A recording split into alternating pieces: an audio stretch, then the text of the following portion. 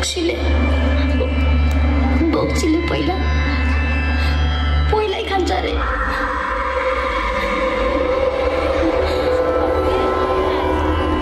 त्यसपछि जेठो छोरोलाई नै खान्छन् रे। अनि बल्ल उनीहरूको विद्या पुरा हुन्छ रे।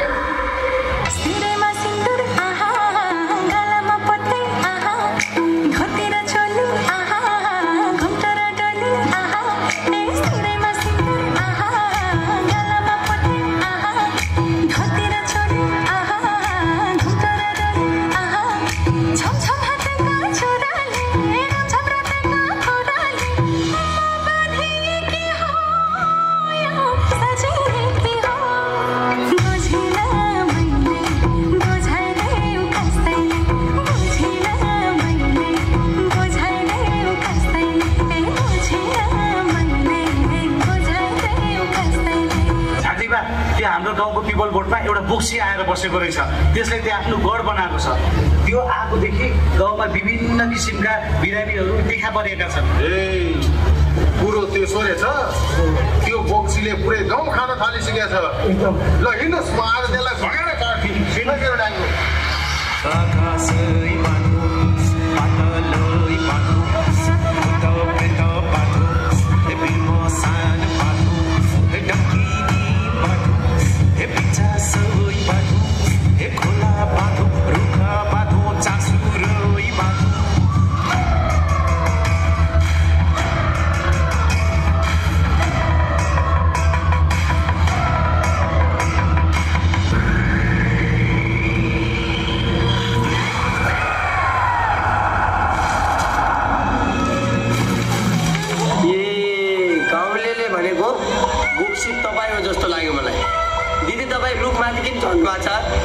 चरा मार्नलाई हो।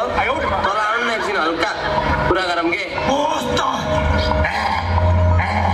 मेरो पछि नलाग। यस्ता टिमुर्किया कुरा नगरे दिदी। ट्याक्क डिएसएलआर छ, ट्याक्क पाडेर फोटो खिच्नुला त। आउने एकछिन तल खिच्नु छैन मलाई त्यो डिएसएलआरबाट फोटो।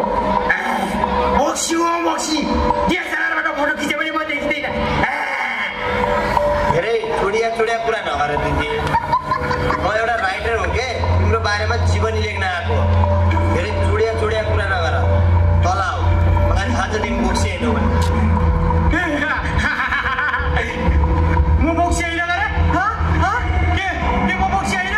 म कस्तो बोक्छु? साह्रै नरम विचार।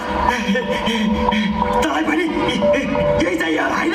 साह्रै पापी स्वार्थीहरू। अरे दादा आउनु त तल सुरु कर। नाटक किन देखाउँछ? यो सब नाटक हो, नौटंकी हो। बोक्सी केही पनि हुँदैन। पुरुष तिमी तल झड छ। तिमी त इमर्जेन्सी काम छ।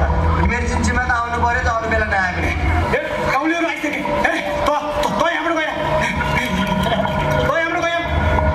ल दिदी, म साँझ आउँछु। तर साँझ आउने बेला यस्ता नाटक नौटंकी नखरा देखाउने त्यो छोरो वर्ष कि तरुण जस्तो नखरा देखायो भने अनि होला बिर्दियो। साँझ आउँछु लेख्न है।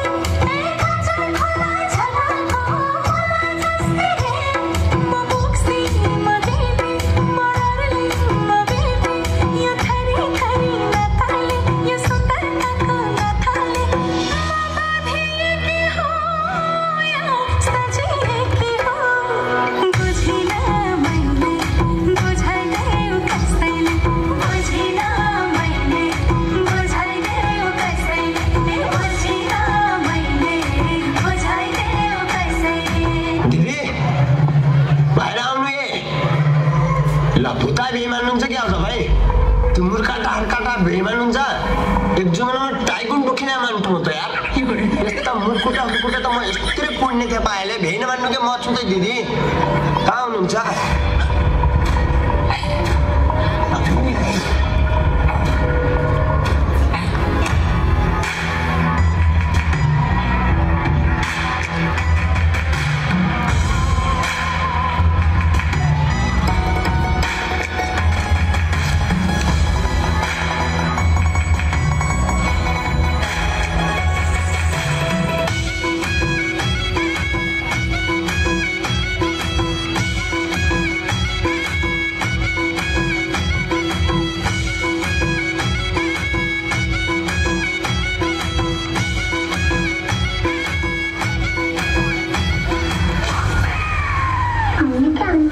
घर गएको दिन त्यो जुम्मेदारी मेरो सबै चुरा फुटाइदियो अनि लुगा पनि खोलिदियो।